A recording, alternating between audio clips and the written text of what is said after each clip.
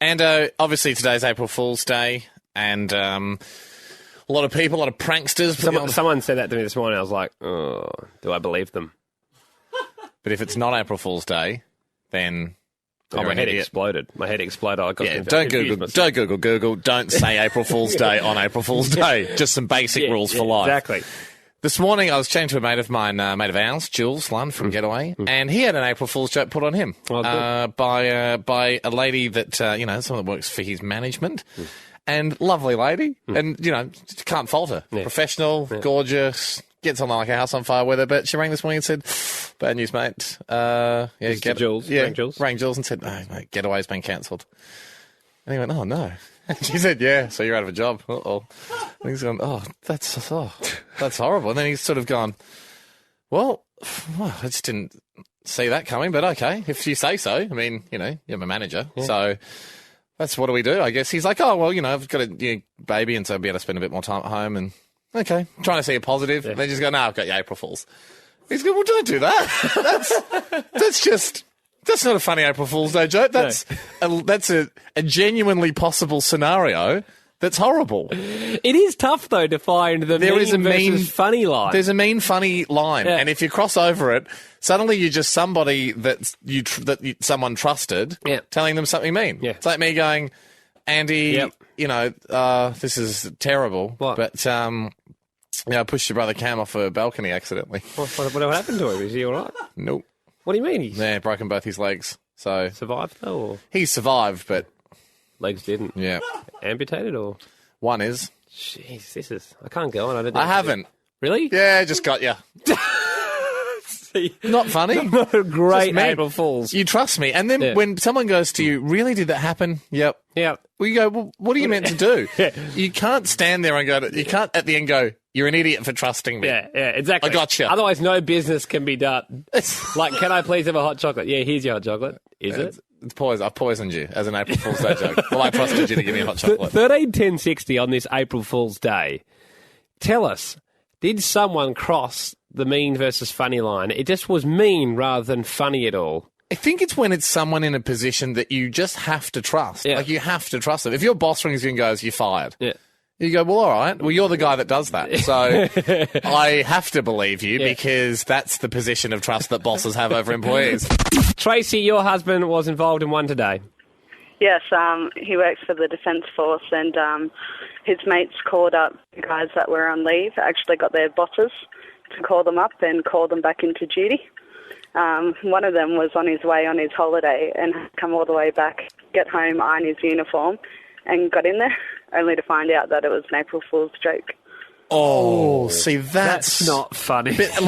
Nowhere does there exist more of a chain of command and therefore trust than in the Defence Force. You can't say to a general, I don't believe you, I think you're having a gag. I like that they iron their uniform, though. Yeah. Imagine that, like, call to arms, quick, everyone, scramble, just before we do. Yeah. Not going out there with a wrinkly shirt. Bianca, your brother-in-law was involved in a mean one rather than a funny one. It can be a blurred line at times. He's an apprentice electrician, and the guys that he works with decided to give his wife a call and said he'd been electrocuted. What? And she went rushing down to the building site, and nothing happened. Yeah, well, he got in big trouble. Of course. You cared that your husband's been electrocuted. Gotcha. What an idiot.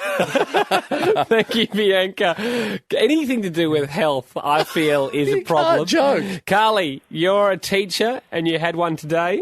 Yeah, I got up this morning to a text message from one of my co-workers, and the text message read that our staff room in the hall had burnt to the ground and we lost absolutely everything. Oh.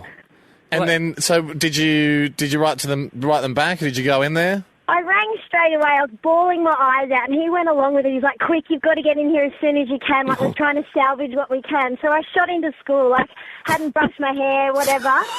Got in there, and the building's standing perfectly fine, and there's about 200 kids just pointing and laughing at me.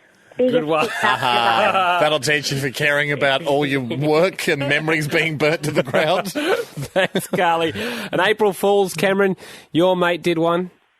Yes, he did, and successfully destroyed a 5-year relationship with it. Oh, okay. Run us through it. It was an April Fool's Day wedding proposal.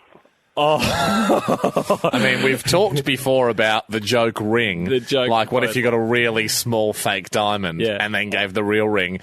He woke her up in the morning and buttered her up and then just done the ask you to marry me, absolutely lost the plot, started crying, hugging him, and then just gave her a bit of a wink of the eye and April Fools. He was moved out by the end of the week.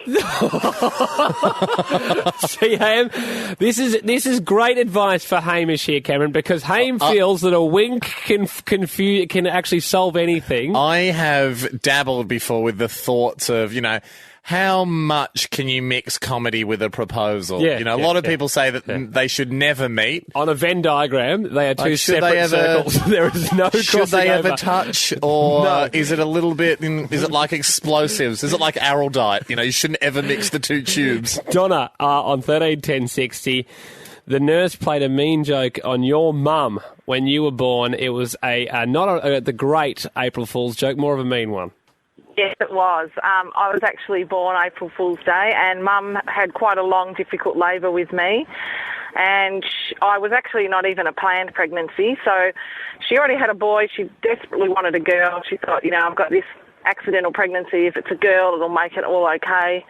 And when I was born, the nurse told her that she'd had another boy, and she was trying not to act disappointed because she had a healthy baby, and she'd come to terms with the fact she had a boy, and they all laughed and said, "Oh, April Fool, it's actually a girl." And she wasn't very impressed after being in labour for 24 hours.